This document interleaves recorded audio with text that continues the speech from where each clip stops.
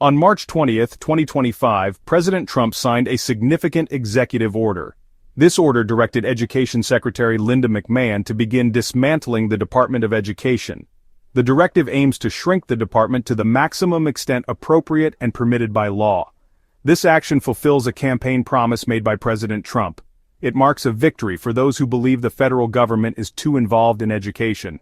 The executive order has ignited a firestorm of debate across the nation. Supporters praise Trump for taking decisive action to reduce the federal bureaucracy. They argue that education is best handled at the state and local levels. Opponents, however, view the order as a direct assault on public education. They fear it will harm the most vulnerable students. The order represents a culmination of years of conservative efforts to shrink the federal government's role in education. It builds upon previous Trump administration initiatives to reduce the department's budget and staff. The order's impact remains to be seen.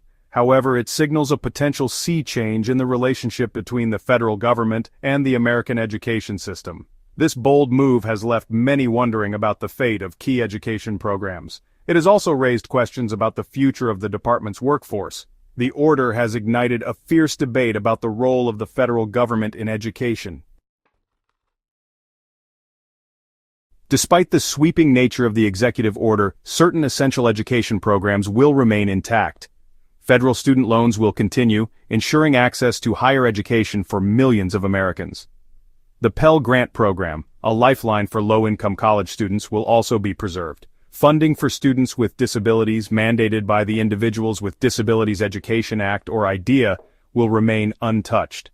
These programs, considered vital by both Democrats and Republicans, will be redistributed to other federal agencies. The details of this redistribution are still being finalized. It is unclear how this shift will impact the administration and accessibility of these programs. Title I funding, which provides crucial support to schools in low-income communities, is protected by law and will continue.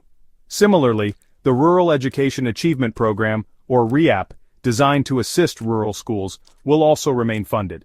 The preservation of these programs aims to alleviate concerns about potential disruptions to funding for disadvantaged students. While the continuation of these programs provides some reassurance, many questions remain unanswered. The long-term impact of the executive order on the administration and effectiveness of these programs is yet to be determined. While President Trump's executive order sets the wheels in motion for dismantling the Department of Education, the path to full elimination is fraught with obstacles. Completely shutting down the department requires congressional approval. Given the current political climate, securing this approval is highly unlikely. Democrats, along with teachers' unions and some moderate Republicans, have voiced strong opposition to dismantling the department. They argue that it plays a critical role in ensuring equity and accountability in education. This opposition creates a significant roadblock for the administration's plans. Senator Bill Cassidy, a vocal critic of the Department of Education, plans to introduce legislation to fully eliminate the agency. However, the bill faces an uphill battle in Congress. Senator Chuck Schumer has denounced the executive order as a tyrannical power grab and vowed to fight it tooth and nail. The clash between the executive and legislative branches leaves the Department of Education in a state of uncertainty. While the administration moves forward with its plans for dismantling, the ultimate fate of the department hangs in the balance. President Trump's executive order has sparked a wave of reactions from across the political spectrum. Trump, in defense of his decision, emphasized the importance of teachers. He expressed his belief that states are better equipped to handle education than the federal government.